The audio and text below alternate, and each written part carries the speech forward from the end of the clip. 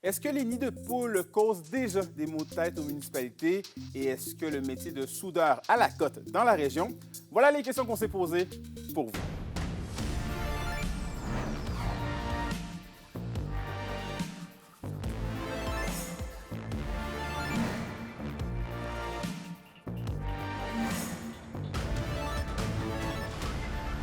Ici Anthony Dallaire et voici vos informations. On débute le bulletin sur nos routes puisque le Redoux commence à faire ses nids dans la chaussée. Entre crevaisons et risque de bris de véhicule, les problèmes sont multiples. Notre collègue Olivier Morin nous dresse un portrait de la situation. De nombreuses personnes déplorent depuis les derniers jours la réapparition des nids de poules. Une constance, hein? C'est le printemps, puis l'état des routes subit les affres du climat. Il s'agit que la ville s'en occupe. J'imagine qu'il y a une séquence à suivre. Bien, présentement, ça ne pose pas de problème parce qu'on peut marcher aisément, puis c'est ça. On utilise peu la voiture, fait qu'on n'a pas ces problèmes-là trop. Étant ici, c'est normal que c'est ça. Mais il pourrait faire un petit effort de plus, là, je sais pas. Vu qu'ils savent d'année en année, c'est toujours pareil. Du côté du ministère des Transports, qui s'occupe des axes principaux comme la route 117, on nous mentionne que les équipes sont déjà sur le dossier depuis quelques semaines. Les équipes du ministère ont déjà procédé à du colmatage de nids de poules. Ça se poursuit, puis c'est des opérations qui s'effectuent en continu. Une situation bien différente au niveau des équipes municipales des travaux publics à Val-d'Or et Rouyn-Noranda. Bien, en fait, c'est la saison qui débute. Par contre, bien, avec aussi la fonte, bien, là, présentement, nos activités sont principalement là, sur la gestion de l'eau, là, de la pluie des derniers jours, puis de dégeler. En fait, on a eu des équipes en fonction là, toute la fin de semaine. On a fait, entre autres, des nids de poules, mais aussi beaucoup de dégel de ponceaux, gestion de l'eau dans les rangs, en ville, les puisards. Donc, c'est une semaine occupée. Difficile d'établir le délai parce qu'actuellement, on a une priorité aussi au niveau de la gestion des eaux parce que les puisards sont gelés. Alors, il faut dégeler tout ça pour permettre l'écoulement des eaux. Alors, c'est une gestion des priorités dépendamment du cas qui est fait. D'ailleurs, CA Québec enregistre une augmentation de 40 % des appels en lien avec des crevaisons à la suite d'un contact avec un nid de poule. C'est un défi que justement les municipalités ont, c'est surtout au niveau des budgets. Justement, on manque souvent d'argent pour faire le maintien des routes. La population peut signaler la présence de nids de poules sur les rues et les routes de la région auprès des services municipaux et de Québec 511. Olivier Morin, RNC Nouvelles, Rouyn-Noranda. Et parlons métier maintenant. Du 3 au 7 mars dernier, 17 jeunes prenaient part à la première édition d'un camp de soudage du CFP de la Serre. Âgés entre 14 et 17 ans, ces derniers ont pu être initiés au métier de soudeur qui est de plus en plus populaire. Les chiffres parlent d'eux-mêmes. Dans les 2 dernières années, des cohortes records d'environ 16 étudiants ont pu être mises sur pied. Je suis donc allé au CFP à la Serre rencontrer ces artisans du fer. On est conscient que pour les jeunes, de choisir un métier dans la vie, c'est extrêmement difficile aussi. Donc, de donner une occasion comme ça, de pouvoir expérimenter. Il y a des jeunes que ça va leur avoir plu, d'autres qui vont avoir réalisé que c'est pas fait pour eux du tout. Mais c'est ce qui est important, ça donne la chance à nos jeunes de pouvoir faire le bon choix. On a vu là, des parties d'assemblage, on a vu du soudage, de préparation de pièces. Ils ont eu la chance d'utiliser des appareils là, hydrauliques là, comme la presse plieuse. Non, c'était des beaux échanges et puis ils ont été très participatifs. Là. C'est quoi le retour que vous avez eu de ces jeunes-là?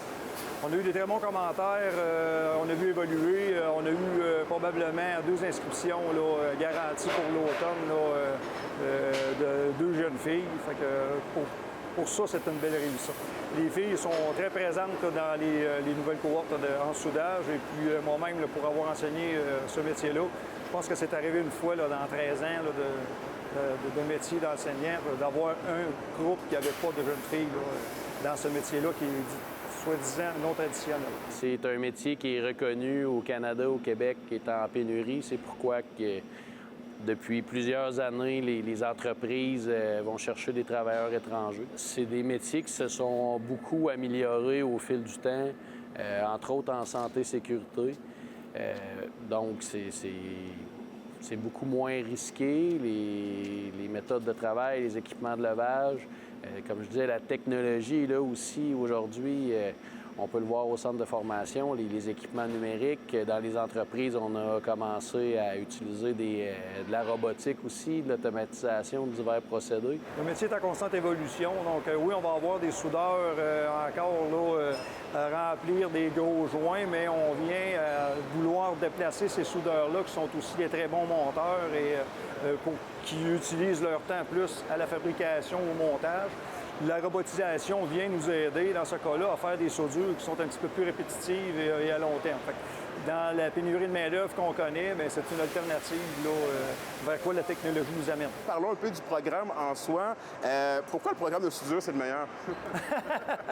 Parce qu'on a le meilleur staff pour le donner ici en Abitibi-Témiscamingue.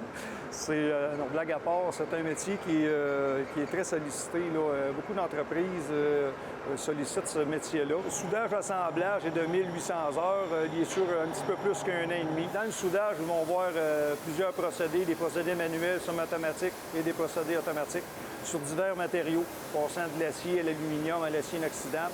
Ils vont tous connaître aussi ces aspects-là métallurgiques de ces différents aciers-là à souder. Ils vont avoir une partie assemblage qui est quand même une grande partie. Dans l'assemblage, ils vont avoir la préparation de leurs pièces, il va y avoir le façonnage, le coupage, le pliage de ces pièces-là. Il va y avoir aussi des parties modification, réparation. Fait que c'est un cours qui est assez complet. Et au sport, c'était l'avant-dernier week-end en action dans la LHJMQ. À 2 semaines du début des séries, le portrait éliminatoire se place dans la conférence de l'Ouest. On fait un tour d'horizon avec notre collègue Alexis Dumont. Les Huskies de Rouyn-Noranda continuent de surfer sur leur vague de succès. Après une victoire extrêmement importante samedi de 4-3 en prolongation face à l'Armada, la Meute a enchaîné dimanche avec une 7e victoire de suite obtenue par la marque de 5-1 face aux Tigres. L'engagement collectif de l'équipe ravit le pilote des Huskies à moins de 2 semaines du début des éliminatoires. Pour samedi, c'est notre 3e trio qui est allé chercher des gros buts. Benjamin Brunel a joué tout un match. Mercredi passé, face aux Foreurs, c'est Elliot Ogonowski, Nathan Langlois, notre 4e trio, qui sonne la charge. Le son de cloche est le même à Val-d'Or. Après une défaite de 3-2 à Sherbrooke, les Foreurs se sont repris dimanche en défaisant l'Armada 6-4. Et là aussi, Maxime Desruisseaux est satisfait de l'engagement de ses joueurs. Je suis content de voir l'appétit de nos joueurs, voir la manière qu'ils sont engagés, la manière qu'ils compétitionnent.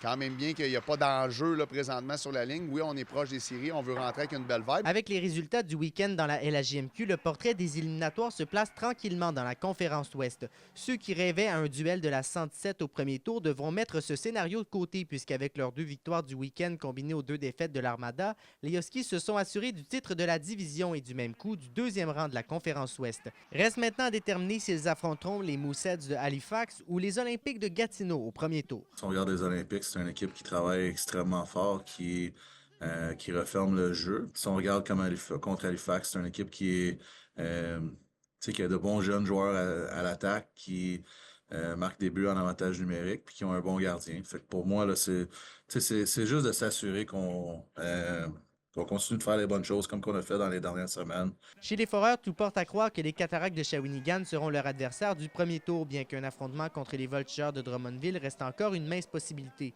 Mais Maxime Desruisseaux préfère focaliser sur son équipe et arriver avec les meilleurs outils possibles dans 2 semaines. Je veux qu'on se concentre sur nous pour le moment, puis quand on saura notre adversaire, bien on fera les ajustements en temps et lieu. Les 2 équipes vont conclure leur week-end à domicile la semaine prochaine avec la visite des Cataractes et de l'Armada. Alexis Dumont, RNC Nouvelles, Val-d'Or.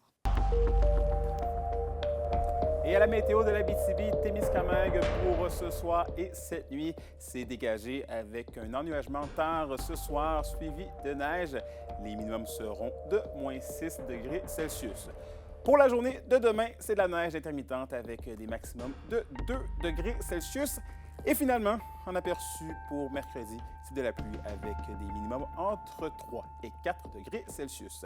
Et voilà, c'était vos informations régionales. Merci encore une fois d'avoir été des nôtres. Nous, on se dit bien évidemment à demain pour la suite des choses. D'ici là, prenez soin de vous.